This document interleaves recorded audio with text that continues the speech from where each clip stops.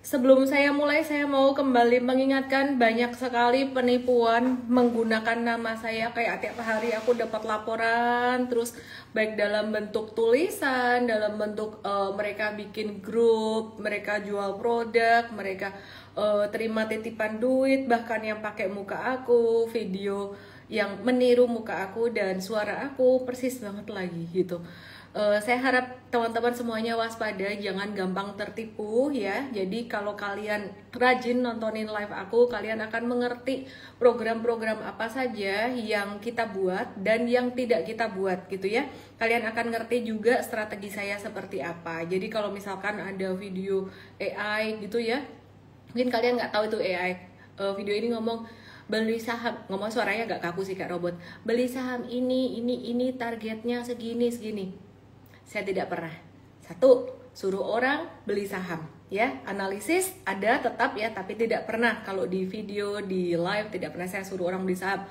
Kemudian yang kedua, saya tidak pernah target. Kenapa? Karena kita pakainya trailing stop ya. Ada resistance ada, tapi tidak pernah target karena pakainya trailing stop.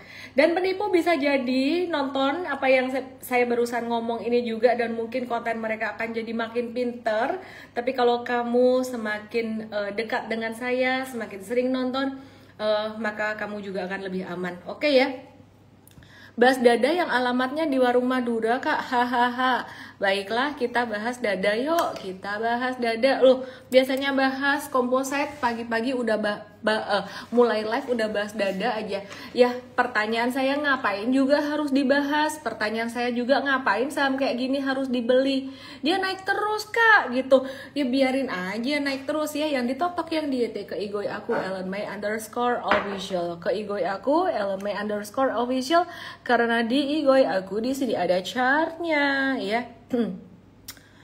Web sama app kita lagi down deh ya. Aku cek ke tim support ya. Aku minta tolong, hello tim support, apakah web dan app lagi down atau tidak? Oke. Setuju, nggak usah dibahas. Oke ya, jadi mari kita mulai live malam hari ini. Perkenalkan yang belum kenal saya atau yang baru follow saya, nama saya Ellen May. Dan saya juga lagi nge-live di igoi aku @ellenmay_official, INSTAGRAM aku kalau kamu bingung ya. Dan saya bahas tentang saham Indo, saham US, dan juga nanti saya akan bahas kripto. Di akhir saya akan bahas kripto. Oke ya, kita mulai dari IHSG dulu. Dan saya akan share screen, share chart di igoi.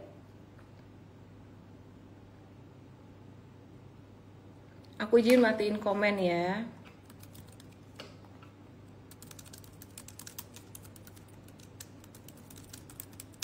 Oke. IHSG hari ini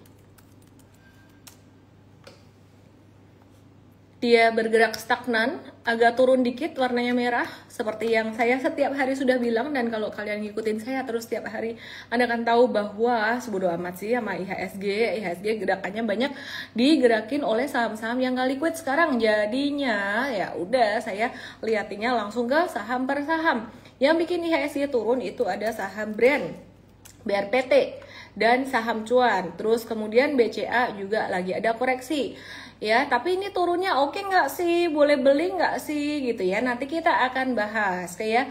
Terus hari ini asing market value dulu. Market value di pasar reguler 17,9 T, banyak didominasi saham bumi 1,5 T, kemudian BCA 1 T, BRI 815 miliar, dan lainnya berbagai macam saham. Terus di pasar negosiasi 1,1 triliun, ada saham IMPC 597 miliar, BCA 226M, dan SMMA 106M. Nah, hari ini asing juga mencatatkan net sales sebesar 320 miliar di pasar reguler, dan yang paling banyak saham yang di net sales asing adalah saham BCA 205 miliar, BRPT 127 miliar, Koin 73 miliar, Antam 59 miliar, dari IMPC 52 miliar gitu ya. Nah, terus ada sentimen dari kebijakan pemerintah ya. Jadi emas kena bea ekspor ya. Terus kita lagi wait and see suku bunga BI ya, suku bunga BI yang kemungkinan tetap. Terus release earnings Nvidia, arah market gimana jadinya dengan release earnings Nvidia ini. Terus tidak hanya emas yang kena bea ekspor, batu bara loh. Oh gitu, oke. Kalau gitu impactnya gimana ya ke saham apa aja nanti kita akan bahas, oke. Nah jadi ada agenda penting pekan ini sebelum kita bahas saham per saham, aku pengen bahas tentang agenda penting.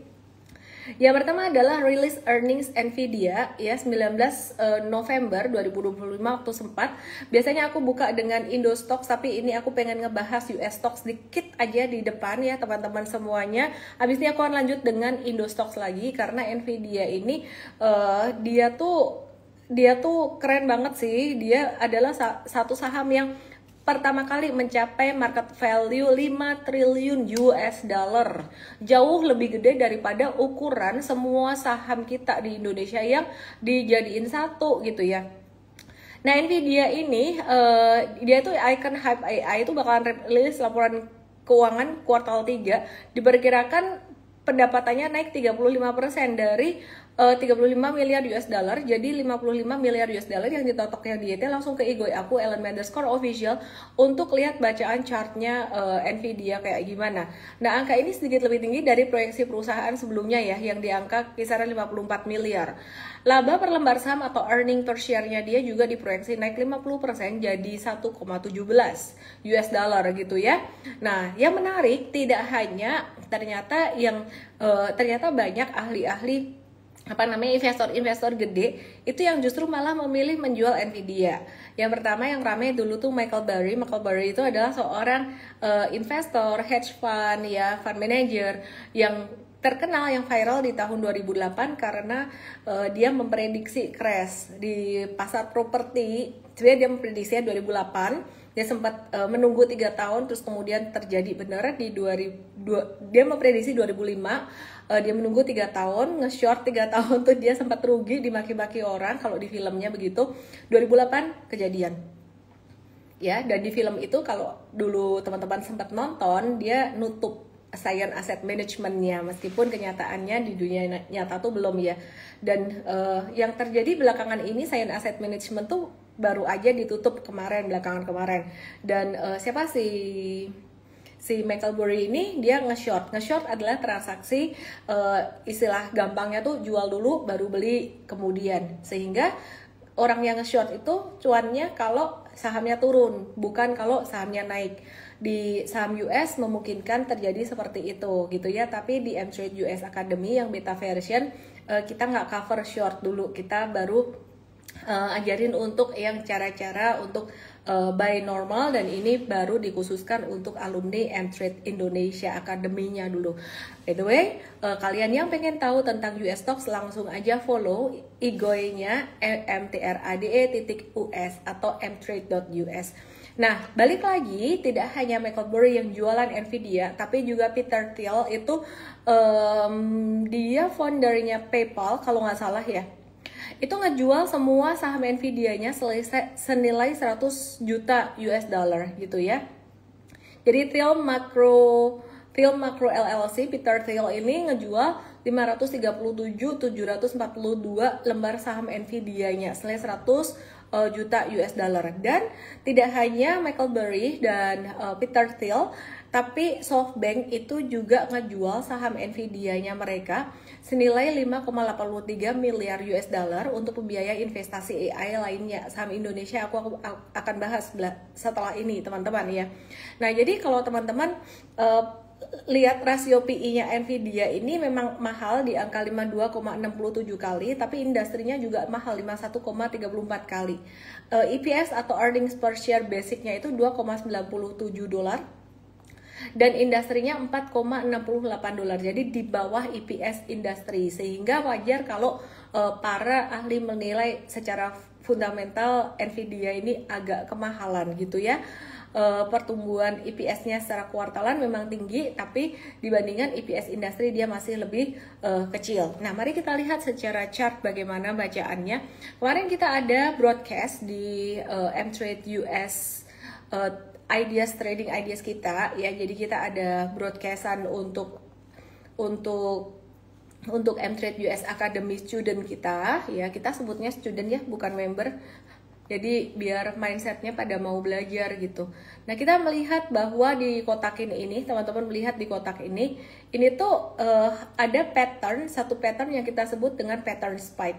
Dimana pattern spike ini terjadi kenaikan yang tinggi dan kemudian turunnya tuh juga dengan volume transaksi besar ya. Jadi ini menunjukkan adanya satu tanda distribusi dan ini mengkonfirmasi distribusi yang dilakukan atau sell off, aksi jual yang dilakukan oleh investor-investor besar seperti contohnya Michael Burry dan juga SoftBank dan juga Peter Thiel gitu ya. Nah, terus tidak hanya itu kita melihat, nah ini kita akan jadi bahas apakah akan terjadi crash gitu ya. Jadi pertanyaannya berikutnya adalah apakah akan terjadi crash ya. Jadi Amazon kita lihat juga kalau kita perhatikan secara monthly chart teman-teman, ini nanti impact ke saham Indonesia bagaimana saya akan jelaskan ya. Jadi sebentar ya, internetnya lagi lola, muter. Hayah. Mari kita coba Telkomsel Orbitnya. Kamu tak endorse. Awas aja kalau lelet ya. Mari kita coba ganti wifi-nya. Wifi laptop sebentar ya. Gak di endorse lah. Gak di endorse aku. Bentar. Ayo.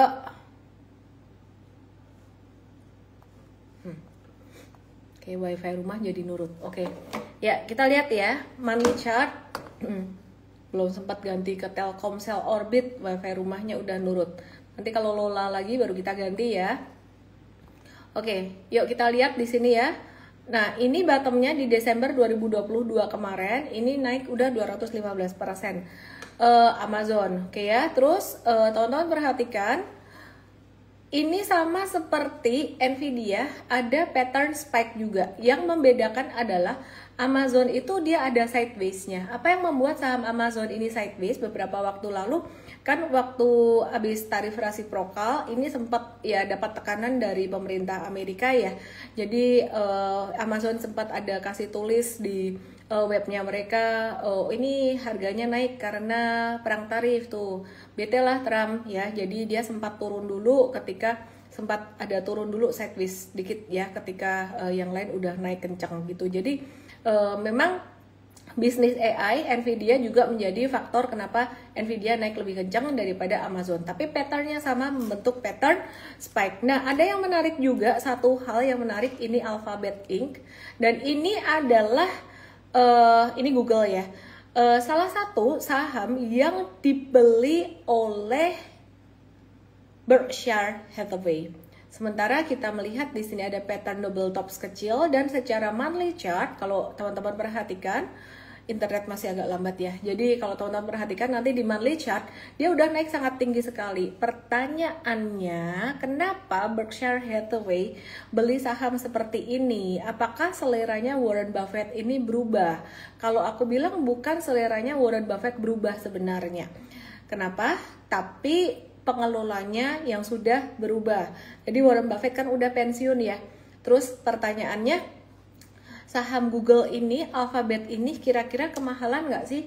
Secara valuasi sih kemarin kita ada bahas juga di M-Trade US Academy kita. Secara valuasi sebenarnya dibandingkan dengan peers-nya di industri itu sebenarnya paling murah dibandingkan industri. Tapi nggak murah juga, adalah di angka 20-an sekian kira-kira begitu. Nah terus kemudian kalau teman-teman perhatikan di monthly chart, perhatiin di sini ya, monthly chartnya itu udah gila banget sih. Ini udah naik 106% dari bottomnya di April kemarin, yaitu tarif resiprokal. Dan kalau udah naik 106% seperti itu, sebenarnya biasanya itu akan tanda-tanda retracement atau koreksi.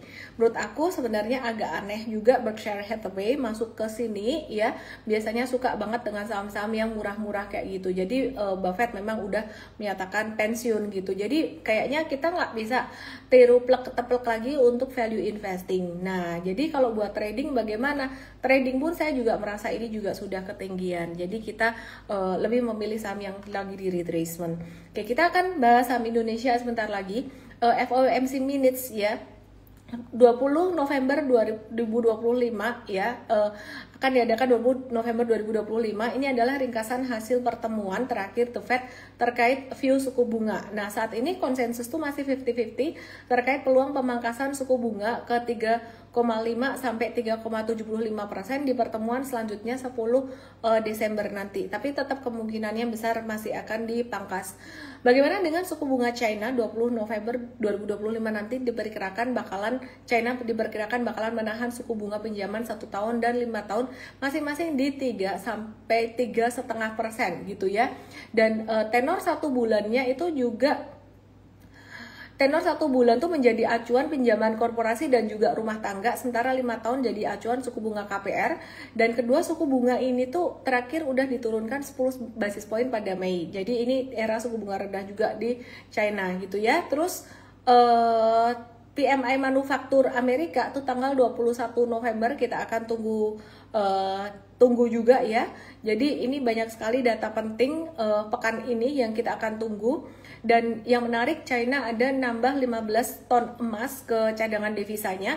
Kenapa emas naik? Salah satunya tuh karena bank sentral banyak negara tuh beli emas, salah satunya China. China termasuk salah satu pembeli emas terbanyak gitu ya. Dan Goldman Sachs memprediksi bahwa aksi akumulasi emas ini bisa membuat harga emas kembali naik sampai 4.900 per ounce untuk tahun depannya. Oke, sebelum kita ke dalam negeri, kita mau lihat dulu bagaimana harga emas, dan yang pastinya ini juga akan mempengaruhi harga saham emas di Indonesia. Terlepas dari sentimen positif China ngumpulin emas itu sebenarnya harga emas global, gold spot sebenarnya sekarang trennya lagi sideways. Tren sideways itu apa artinya? Tren 50-50 antara naik dan turun gitu ya. Dan dia berpotensi untuk sideways sampai level 3925-an. Jadi kalau teman-teman mau beli dapat yang lebih murah, nawar lebih murah pas US gold spotnya tuh di 3925-an. Nah, tapi ini kalau teman-teman beli pakai rupiah, emas antam rupiah, kamu harus perhatiin nilai tukar rupiah kita terhadap USD juga. Dimana nilai tukar rupiah kita terhadap USD itu masih naik terus gitu ya. Terus kemudian kita mau bahas juga ada sentimen dari dalam negeri terkait dengan emas. Oh ya, tadi aku lupa ngebahas soal crash ya. Jadi kalau misalkan Nvidia laporan keuangan yang nggak bagus atau itu dianggap ketinggian, Nvidia dan saham-saham AI gede ini sudah dianggap seperti apa ya, tempat untuk menyimpan tempat untuk investasi yang size-nya tuh gede sebenarnya oleh investor institusi-institusi gede gitu ya. Jadi ketika seandainya kepercayaan terhadap saham-saham ini turun karena dianggap kemahalan lah, bubble lah, atau apapun, itu bisa membuat mereka menarik duit kan ya. Mengalihkannya kemana? Masih potensi dialihkan ke emas dan kemudian juga ke obligasi negara Amerika tuh masih berpotensi. Tapi mereka bisa mengalihkan ke emas gitu. Nah, yang menarik dari dalam negeri kita bicara soal emas ya. Jadi tadi aku mau kasih tahu relevansinya apa kalau misalkan saham-saham AI itu turun, kira-kira gitu ya. Nah, jadi out of topic dari saham-saham Amerika yang Nvidia dan kawan-kawan, aku mau bahas dari dalam negeri itu ada sentimen baru dari pemerintah bahwa komoditas emas tuh bakalan kena bea ekspor. Jadi Kemenkeu itu menargetkan peraturan kebijakan mengenai bea ekspor emas ya akan selesai di November ini, dan penerapannya dilakukan pada tahun 2026. Impactnya bagaimana ya? Jadi tarif lebih tinggi itu dikenakan pada produk emas murni yang belum mengalami pengolahan sebesar 10-15%. Tapi kalau udah diolah ya jadi emas batangan atau minted bars itu tarifnya jadi lebih rendah 7,5-10%. Nah, jadi dampaknya tuh gimana ke emiten emas dari adanya bea ekspor emas tersebut? Potensi membuat margin laba perusahaan tuh tertekan karena biaya perusahaan tuh bisa meningkat. Nah, efek dominonya apa? Perusahaan tuh bisa menaikkan rata-rata harga jual atau average selling price. Tapi ya ini jadi harganya jadi kurang bersaing dengan yang jualan emas di luar sana ya. Buyer global bisa pindah ke pemasok lain kalau harganya dinaikin.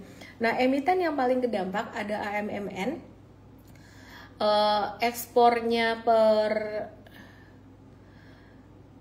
9 month 2025 tuh 3,8% aja, tapi 81% dari 3,8% itu adalah ekspor emas.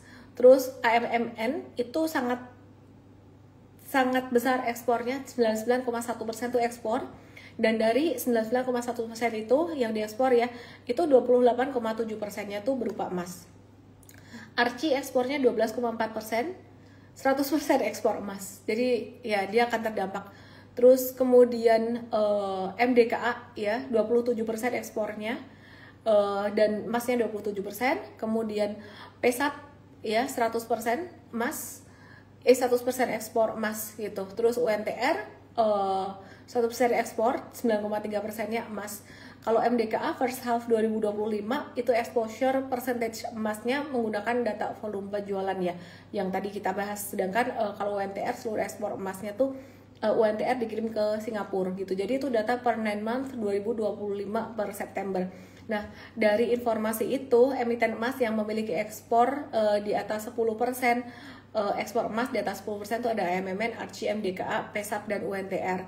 Jadi khusus untuk Antam, BRMS, dan HRTA dampaknya dari dampak biaya ekspor ya, biaya ekspor emas itu kalau Antam, BRMS, dan HRTA dampaknya nggak terlalu signifikan dari pemberlakuan biaya ekspor tersebut gitu ya.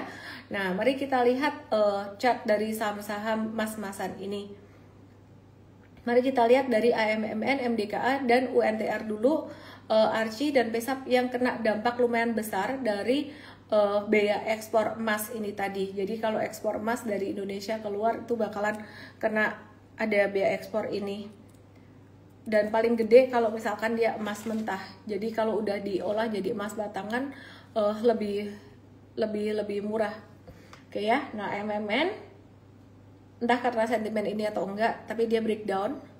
Avoid dulu, hindarin dulu. MDKA sementara ya dia turun, tertahan support 2060, tapi per hari ini juga turun, volumenya masih gede. Jadi avoid dulu, hindarin dulu ya. Terus UNTR ya, jadi porsi emasnya tuh 30%, kurang dari 30% dari total pendapatan. Jadi emas bukan kontributor utama sebenarnya ke income AMMN, MDKA, dan UNTR ini gitu.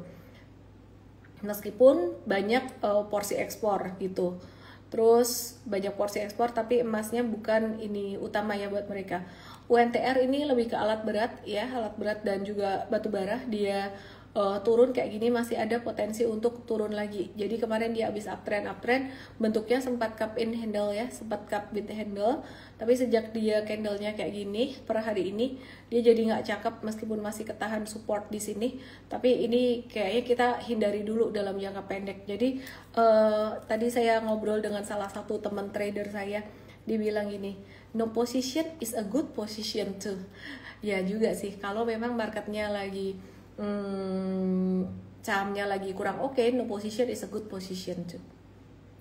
Archie bagaimana? Archie dan PESAP, kedua emiten ini punya porsi ekspor dan penjualan emas yang tinggi sehingga potensi jadi emiten yang paling terdampak negatif dengan kenaikan biaya ekspor emas tersebut ya. Gitu. Apalagi produk emasnya itu masih sangat bergantung ya pada dore atau setengah jadi yang kena biaya tarif tinggi 10-15% gitu. Jadi bukan produk jadi. Jadi gimana Archie? Sementara dia masih ketahan support 1135 dan volumenya kecil, ada potensi pantulan. Ini candlenya sebenarnya dia bagus kapan hari 10 November itu breakout, tapi kemudian tiba-tiba berbalik seperti ini. Dia jadi membentuk lower high ya. Jadi ini sebenarnya kemarin udah breakout bentuknya gini. Dia bagusnya kalau di 17 November nggak breakdown terus mantul lagi gitu. Nah ini jadi nggak oke. Wait and see dulu aja teman-teman. Meskipun lagi di support 1135, kalau ada pantulan kita akan gunakan untuk kurangin posisi gitu. Nah terus bagaimana dengan Antam, BRMS, dan HRTA teman-teman yang di TokTok dan yang di YT, boleh lihat ke Igoy aku @ellenmay_official. Antam masih sama. Kalau Antam ini kita ngelihat earningsnya di 2025 juga masih bagus. Jadi sebenarnya teman-teman sentimen yang tadi itu lebih berdampak ke 2026. Lebih berdampak ke laporan keuangan 2026. Kalau laporan keuangan 2025 ini masih bagus, masih belum terdampak sentimen tersebut karena sentimen tersebut juga belum ditetapkan sebenarnya gitu ya. Nah jadi kalau ada saham-saham emas yang turun terkoreksi itu karena harga emas globalnya sempat agak turun sedikit atau ada sideways. Oke, nah jadi Antam ini masih oke sih, masih di hold aja, dan kalau kena 28 juga masih area oke untuk buy. Kita lagi menanti suku bunga BI juga yang potensi ditahan, dan kita mau bahas, kalau tadi kita bicara soal emas, kita akan bahas tentang batu bara. Batu bara ini bakalan kena bea ekspor juga ya, jadi bakalan kena bea ekspor.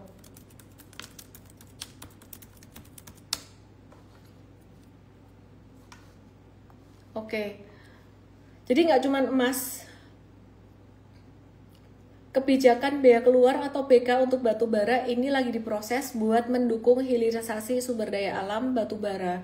Jadi sebelumnya tarif ekspor batu bara itu pernah diberlakukan buat dua jenis pos tarif dengan tarif 5%, terus diberhentikan pada 2006 gitu.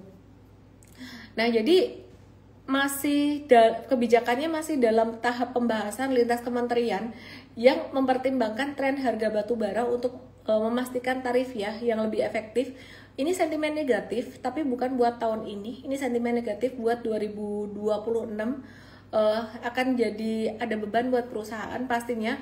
Tapi kalau perusahaan bisa mengolah batu baranya bukan jadi batu bara mentah, ekspor batu baranya tuh bukan batu bara mentah, jadi bakalan berkurang bebannya ya, beban perusahaan tuh bakalan berkurang gitu ya. Jadi bakalan bagus juga kalau misalkan bisa mengolah jadi batu bara yang lebih jadi atau setengah jadi. Nah, terus tantangannya untuk sektor batu bara itu, tantangannya apa? Tantangannya untuk sektor batu bara sendiri di 2025 ini penjualannya ke China agak turun karena China lagi menggenjot produksi batu bara dari dalam negeri, dan mereka lebih fokus pada energi hijau ya, jadi ke energi baru terbarukan. Aku udah bahas ini. Jadi saham-saham batu bara yang non konglo itu memang naiknya agak lambat ya, cuman kita lihat ya beberapa saham yang dari sektor batu bara gimana, saham apa aja yang bakalan terpengaruh dari kebijakan pemerintah tadi ya. Jadi ada ITMG, estimasi ekspornya 80-85%, terus kemudian Bayan Resources, Harum, KKGI, Adaro, terus Indi, Gems, PTBA, dan juga Bumi. Mari kita lihat beberapa saham batubara ini dalam jangka pendek untuk trading gimana. Sekali lagi, kebijakan itu tadi belum ditetapkan, dan jika ditetapkan itu impactnya lebih ke tahun 2026. Nah, kalau saat ini kita lihat untuk trading dulu gimana. Mari kita lihat yang pertama saham AADI. Bagaimana kabar saham AADI? AADI hari ini turun sekitaran 9% dari puncaknya, dan kemarin kita sudah bahas di live bahwa turunnya ini karena dia kemarin habis bagi dividen interim 6%. Dividennya AADI ini bagus banget ya. Jadi dia habis bagi dividen interim, dan teman-teman M traders yang punya AADI, wah gimana nih AADI-nya merah atau rugi? Ya ampun, saya ketendang dari membership sendiri. Saya disuruh berlangganan M-Trade Academy. Suruh daftar M-Trade Academy untuk dapat mengakses fitur ini. Baiklah, aku update sekarang. Wondernya ini, woi. Oke, server error lagi down kayaknya. Oke, segera dibenerin ya, dear team.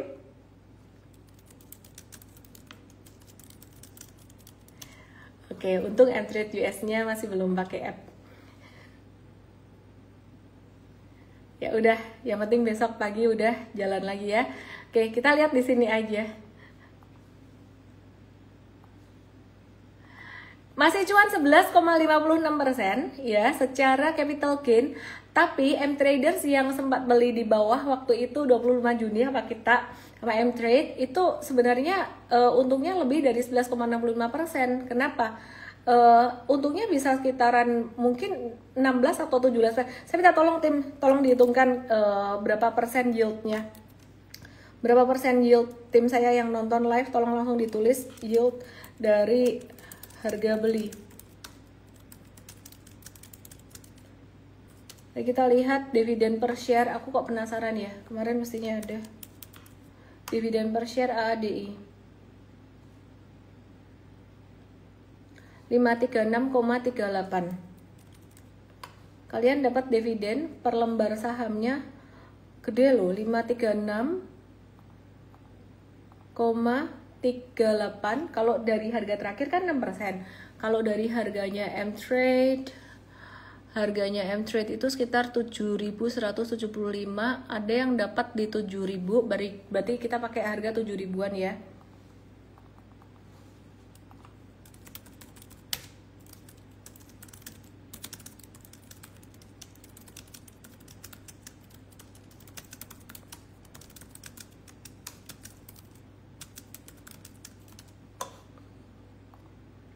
Sekitar 7%.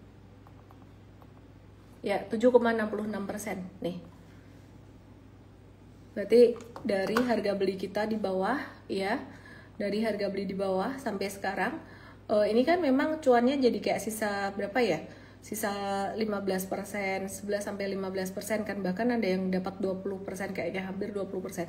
Tapi dapat dividennya dari area buy kita waktu itu sekitaran 7,66%. Bahkan hingga 8%-an. Nah, jadi caranya kalau mau cuan dari dividen, entah kamu trading ataupun investing, caranya ya belinya pas di bawah kayak gitu ya. Jadi pas di stage 1 nyolong start di situ. Oke, kalau gitu sama apa yang kayak gitu lagi. Mari kita lihat yang lain.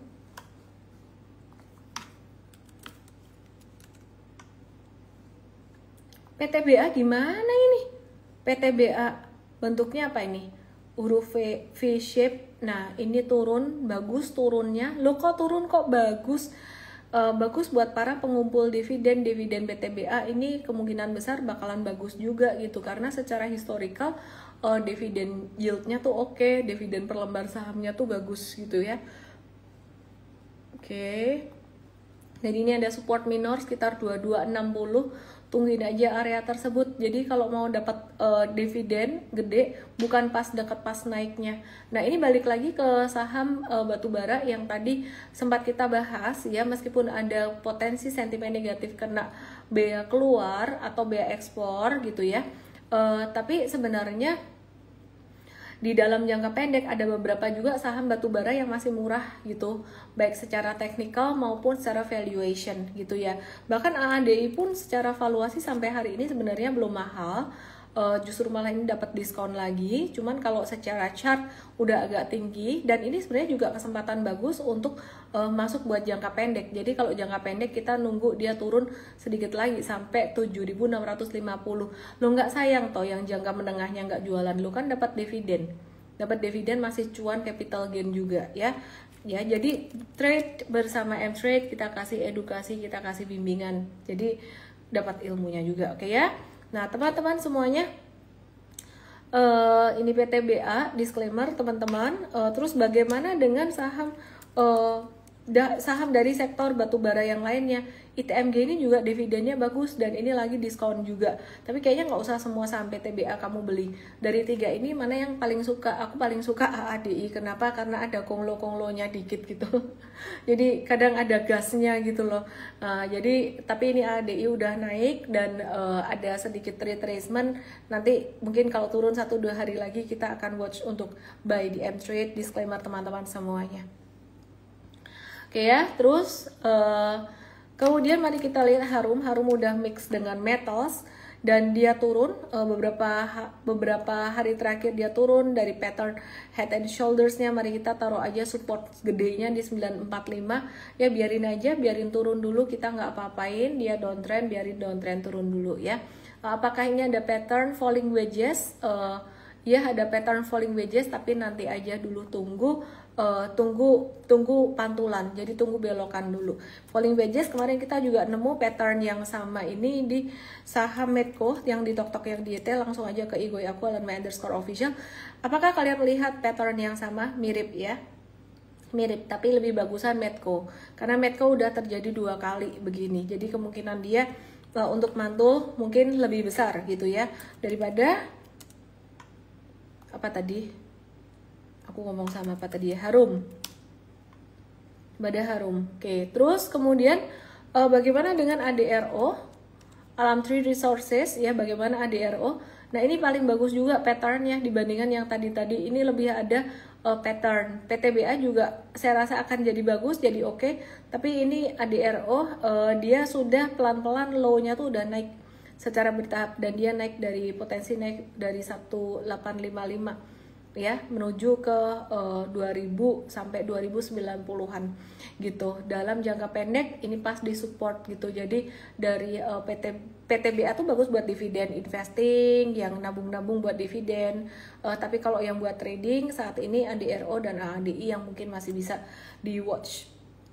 Indi trennya lagi turun, hindari, avoid dulu sementara, hindarin dulu. Bumi, aduh ini yang paling cakep di M-Trade, ini juga cuannya enak nih, cuannya Yahut banget nih. Oke ya, di M-Trade ada cuan bum-bum sekitaran 58%-an, bahkan 63%. Variasi ada yang sekitar 38% juga cuannya di M-Trade. Bum-bum biarin turun dulu. Biarin ada retracement dulu. Semoga retracementnya bisa dapat sekitar 200-an atau sekitaran 189-an. Kalau enggak dia sideways ya. Kalau misalkan sidewaysnya pendek, terpaksa nih yang jangka pendek trading breakout atau enggak trading sama sekali. Oke, jadi bum-bum termasuk yang cakep. Jadi ADI tunggu retracement, ADRO sekarang pasti support, bum-bum tunggu retracement. Jadi yang ada bau-bau konglonya gitu yang bisa geraknya lebih cepat. Oke, terus kita mau bahas tentang impor migas dari Amerika gitu ya. Jadi pemerintah ini lagi membuka peluang impor migas hingga 15 juta BOE dari Amerika tanpa lelang sebagai bagian dari hasil negosiasi tarif resiprokal gitu ya. Terus sebenarnya Indonesia tuh sangat kaya sumber daya alam sih, tapi jadi mesti impor. Just update aja lah. Oke, terus kemudian ada sentimen yang mungkin positif untuk kawasan industri, karena Himpunan Kawasan Industri Indonesia itu lagi mengusulkan, namanya usulan ya, untuk PPN turun ke 8% gitu. Jadi sementara pemerintah tuh menetapkan PPh final UMKM 0,5% berlaku permanen untuk omset hingga 4,8 M. Sebelumnya kayaknya ada batasan 3 tahun untuk PT, 4 tahun untuk CV gitu ya. Dan bebas pajak untuk omset di bawah 500 juta. Jadi kalau kalian dagang tuh omsetnya di bawah 500 juta, itu kalian bebas pajak gitu. Jadi aku sih menyambut positif kebijakan ini. Kenapa? Kebijakan yang bersifat regulasi seperti ini, regulator memberikan kepastian ya. Ini akan berdampak sekali buat masyarakat yang menengah ke bawah dan juga UMKM yang mereka masih berusaha. Itu bagus banget. Ini jadi kalau Anda tanya Pak Menteri yang baru bagaimana kebijakannya, di awal-awal sih saya ngelihat kok koboi banget ya, tapi setelah dilihat-lihat juga campur-campur kebijakan ini ya, aku melihat ada yang positif juga gitu loh. Jadi seperti contohnya PPN PPh final UMKM 0,5%. Nah, kalau usulan HKI tadi tentang PPN diturunkan bertahap hingga 8% itu kan belum disepakati. Tapi kita lihat perusahaan apa sih, perusahaan kawasan industri itu apa aja sih teman-teman yang di TokTok yang di IT. Mari kita lihat ke IGOI. IGOI-nya ada chart.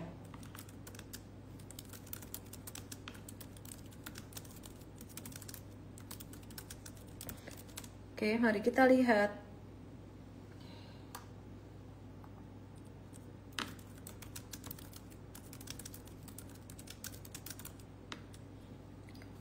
Yang pertama, kawasan industri, Pura Delta Lestari, Grup Sinarmas, grupnya BSDE. Internet aku lagi lemot banget.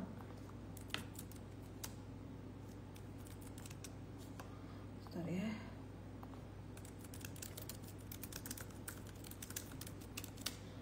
Oke, Demas enggak, chartnya begini banget ya. Terus kemudian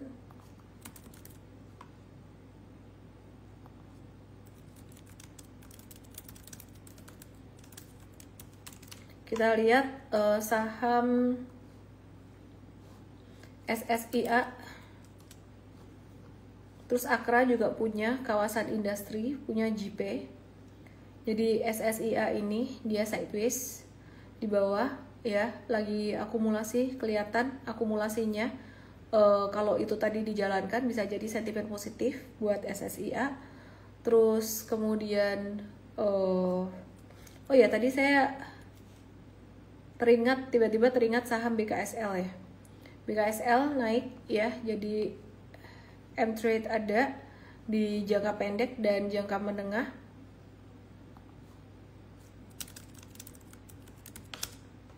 Oke, ya, jadi naiknya dengan volume transaksi tinggi.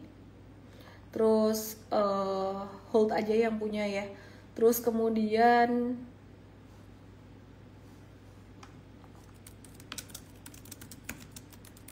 bentar ya. Ya,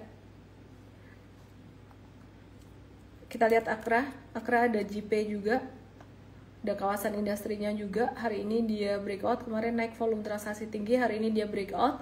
Kita akan watch Akra ya, kita akan watch di retracement. Kalau SSIA kita udah ada, dan teman-teman kalau mau nge-watch sendiri juga boleh sih, tapi disclaimer ya, Akra kita akan watch, BKSL kita udah ada, di M-Trade kita akan watch Akranya. Jadi ini yang akan kedampak positif untuk kawasan industri jika PPN benar-benar diturunkan ke 8%. Tapi ini kan cuma usulan ya, jadi belum tentulah ya, belum tahu gimana. Oke, terus mari kita lihat. Oh ya, BEST.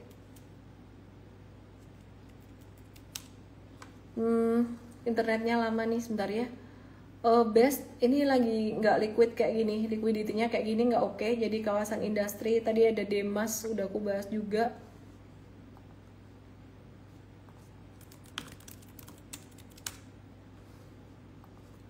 Kija.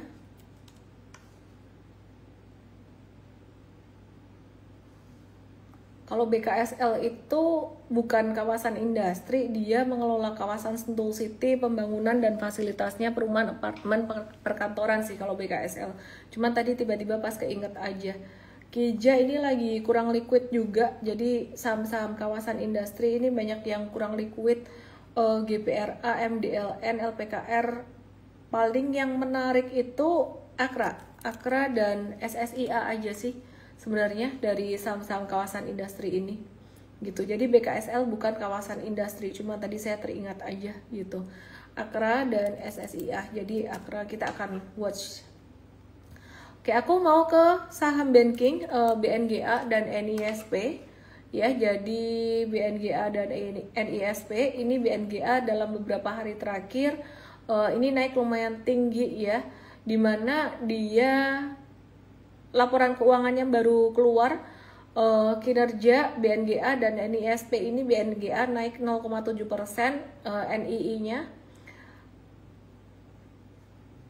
Cuman kalau aku pakai chart aja lah, ini fundamental nggak terlalu banyak perubahan yang signifikan. Jadi pertumbuhan NII-nya juga nggak begitu tinggi gitu.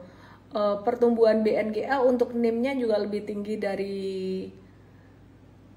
NISP ya, jadi 4% versus 3,9%, tapi nggak terlalu tinggi. Aku lebih ngelihat chartnya sih, ini M-Trade ada masuk di tanggal 31 Oktober, review buy, cakep ya. Terus yang belum punya gimana, tunggu retracement sedikit di mungkin 1765-an, 1770-an, dan hari ini breakout, volume transaksinya bagus, M-Trade udah ada. Oke, terus kemudian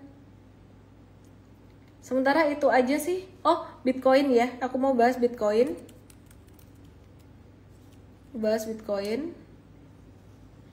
Bitcoinnya breakdown, haha. Loh, kok malah ketawa? Seneng tau turun? Ya seneng lah, orang mau buyback. Aku udah nggak ada Bitcoin. Saya sudah tidak ada. sudah tidak ada, quite a while ago, sejak dia sudah mulai ketinggian, kayaknya di sekitaran area ini deh 105-an ini udah mulai ini apa namanya sideways kayak gini, aku udah nggak ada, dan dia breakdown sampai level 90 ribuan, dan menurut aku ini sangat wajar sekali. Bacaan chartnya bagaimana buat Bitcoin? Mari kita coba gambar teman-teman semuanya yang di TokTok, yang di YT, kalau mau lihat Bitcoin. Tereng, ada yang menarik loh. Hari ini pas di supportnya ini tarikan garisnya lumayan kuat, dapat dari Oktober 2023. Sempat diuji di Agustus 2024, September 2024 nggak dijebolin. Jadi dari 2 atau 3 titik ini kita tarik garis, dan saat ini pas banget di area support. Jadi buat kalian yang mau buy on weakness untuk Bitcoin, saya tidak menyarankan untuk trading ya. Bitcoin kan lagi sebenarnya trennya lagi agak turun. Cuman ini bisa ada pantulan, atau para nyangkuters bakalan ada kemungkinan dikasih kesempatan untuk mantul untuk keluar sedikit di sini gitu ya. Nah, ini Bitcoinnya. Terus kemudian terek, jadi ada potensi dia akan naik ini. Kalian lihat nih, shred. Hahaha. Oke, habis itu bisa turun lagi. Dia bakalan sideways. Terus cara monthly chart gimana? Monthly chart tuh buat ngelihat arah besarnya. Ternyata supportnya ini di support monthly juga. Dan dekat MA 20 monthly. Jadi paling kalau turunnya nggak banyak lagi nih, sampai ke 88.000 lagi. Apakah ini kabar bagus atau kabar tidak bagus? Mungkin kabar bagus buat kamu. Buat kamu yang nyangkut atau mau buy on weakness. Yosua 888, wih dia nanya semua saham Big Banks. Mari kita bahas. Saya mulai buka komennya yang di TokTok, yang di YT. Oh, tadi saya mau bahas saham BP, kelupaan ya. Bonus buat yang masih nonton. BBCA lagi sideways, normal sideways aja. Normal sideways aja di sini antara 82 sampai 87, tapi arahnya secara jangka menengah beberapa bulan ke depan ya. Mungkin sampai Desember nih arahnya naik. Demikian pula dengan BBRI, BBNI dan BMRI, ini arahnya cenderung naik, meskipun jangka pendeknya tetap masih akan ada sideways-nya, nggak usah terlalu dipikirin ya. Demikian juga dengan BBTN, oke ya. Terus aku mau bahas brand. Meskipun dia turun seperti ini, justru ini malah bagus karena dia volumenya juga turun dan menjadi watchlist kita. Brand kita watch loh di M-Trade gitu. Jadi kita nggak belinya pas di pucuk-pucukan pas naik gitu, tapi kita lihat watch brand ini. Jadi teman-teman kita watch brand di 9450-an. Kemungkinan 94 atau 95-an gitu ya. Kenapa? Dia masuk MSCI tanggal 24, kemungkinan besar akan naik di sore hari. Jadi kalau mau buy ya tunggu pas turun-turun kayak gini. Oke, terus kemudian pertanyaan yang banyak ditanyakan, Boy Universe, ADMR, ADRO, ADI. ADRO, ADI aku sudah bahas tadi, kalau tadi menyimak ya. Jadi aku mau bahas ADMR-nya lagi stagnan, M-Trade udah chow ya. M-Trade udah chow. ADMR-nya, tapi kita mau watch lagi sekitar 1230, masih layak untuk di watch. M-Trade masih ada deh jangka menengahnya. Kalau jangka pendeknya kita udah chow, jadi jangka menengah kita masih ada cuan 24%. Jadi kita wait and see di sekitaran 1285. Kasih tip and tricks untuk beginner, bisakah beginner fokusmu belajar? Nah, jadi sebagai seorang trader dan investor saham, kripto, Indo Stocks, US Stocks, apapun, harus punya mental belajar seperti anak sekolah yang rajin belajar. Kenapa begitu? Sudah saya buktikan dari murid-murid saya sendiri, tim saya, teman-teman saya, semuanya yang berhasil adalah yang sabar belajar. Karena trading ini butuh bukan cuma penguasaan mental, tapi ya memang harus belajar gitu loh. Nggak bisa cuman kayak kasih tahu saya saham apa beli jual. Makanya M-Trade US Academy itu kita sangat kurasi sekali studentnya tuh yang boleh masuk yang Indo Stocks punya dulu yang udah belajar. Jadi kamu nggak boleh capek belajar. Kenapa? Ya karena kamu mau cuan, hasilnya cuan. Yang paling bahaya banget kalau misalkan, mohon maaf sekali lagi, jangan, semoga tidak ada yang tersinggung, kalau kamu dijualin sama beberapa broker yang biasanya broker futures, dan parahnya banyak orang yang tidak diedukasi beli emas, silver yang futures leverage, pakai leverage, terus mereka nggak ngerti ini apa, mereka tuh ngomongnya saham. Jadi ada orang yang cari aku, nyangkut nih apa di saham apa, saham ini gitu, yang disebut nama perusahaannya. Hah, aku bingung, nggak ada saham itu. Ternyata dibeli emas gitu, emasnya emas yang bukan emas batangan, emas yang futures gitu. Jadi disuruh injek ngisi duit terus biar nggak kena margin call. Jadi hati-hati, intinya harus belajar. Oke, mari aku lihat pertanyaan yang banyak ditanyakan lagi. Yosua nanya lagi MTEK SCMA Superbank. Yosua nanya terus, semua ditanyain sama Yosua. Antam udah dibahas MTEK SCMA. Yang lain nanya BRMS CDIA. BRMS CDIA. Sideways biarin aja dulu, masih potensial tapi ditunggu pola sideways-nya sampai selesai dulu. M-Trade masih ada, masih cuan sekitaran 61%. MTEK iki perasaan list pertanyaannya Yosua semua dan di like loh sama teman-teman, like-nya banyak. MTEK juga masih sideways, kita lagi masih wait and see. CDIA